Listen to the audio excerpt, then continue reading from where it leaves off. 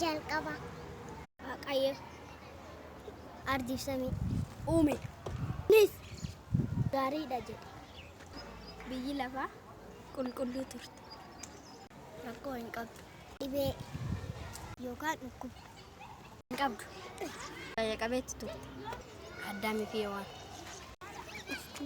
Namoota jalqabaa turan. Ija muka kamuu nyaachuu ni danda'an. Kaluu ija muka tokkoo nyaatan. Maaliif Waaqni hin nyaatinaa jedheen? Isaanis hin nyaatan. Ajaja Waaqaa cabsaa.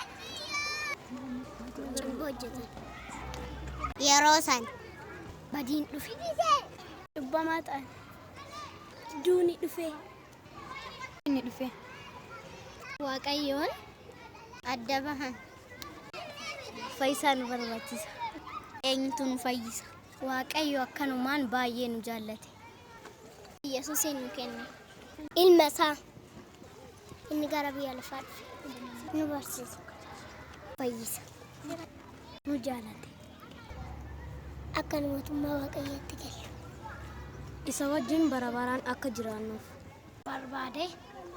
Gaaf tokko gara Yerusaalem yommuu deemu harree yaabbate. Mootii namoonni baay'ee isa simachuuf damee muka meexxii qabatanii sagalee guddaan Hosaana Hosaana.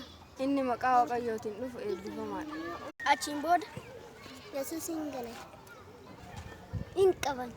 Garuu inni cubbuu hin hojjenne. Qulqulluu ture. Hin tuman. Hin rakkisan. Fannoo irratti isa fannisan. Hin awwaalan. Si'iif. Naaf.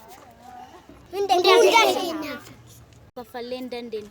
Gatii cubbuu inni nuu kafale. Amma nu bilisa baaneerra. Jireenya haaraa arganneerra. Kana qofaa miti. Guyyaa 3 booda gaafa Faasigaa Yesuus du'aa ka'e. Waaqni keenya hin duune jiraataadha. Faasikaa maaliif kabajna ree? Yesuus waan nu du'eef guyyaa 3tti waan du'aa ka'eef. Gaafa tokko Gooftaan Yesuus kan waraanname sun dhiigni dhangala'e sun fannifame sun deebi'een dhufa. Nu ijoollee isaa isa wajjin samii galla.